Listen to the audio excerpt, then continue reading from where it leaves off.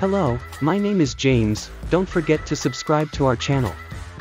5 Tyler and Margot travel by boat to Hawthorne, a restaurant on a private island owned and operated by celebrity chef Julian Slowik.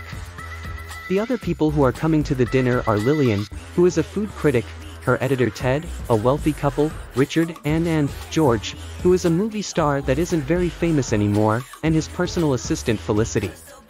There are also 3 business partners, Soren, Dave, and Bryce. The restaurant maitre d', Elsa, gives the group a tour of the island and notes that Margot was not Tyler's designated guest for the evening. As the courses progress, Slowik's monologues become more and more disturbing and violent. On Slowik's orders, one staff member kills himself and another cuts off a guest's finger. The restaurant's main investor is found dead in front of the guests. The staff bring guests back when they try to flee.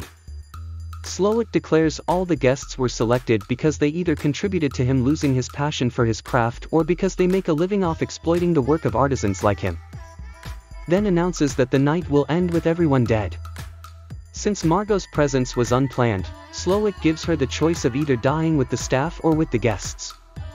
Slowik turns on Tyler, revealing that he was invited personally and knew all along that the dinner would end with everyone's death, which enrages Margot. The movie reveals that Margot is actually an escort named Erin. Tyler hired her for the evening, knowing that she would die. Slowik humiliates Tyler further by forcing him to cook in front of the guests and staff. Then drives Tyler to commit suicide by hanging in a nearby storeroom. Slowik decides that Erin would be better off working with the staff and asks her to collect a barrel needed for dessert, claiming Elsa forgot it. Erin sneaks into Slowik's house, which contains a replica of the Hawthorne house from the movie Thup. Erin is then attacked by Elsa, who is Slowik's pet cat. Erin kills Elsa in self-defense by stabbing her in the neck.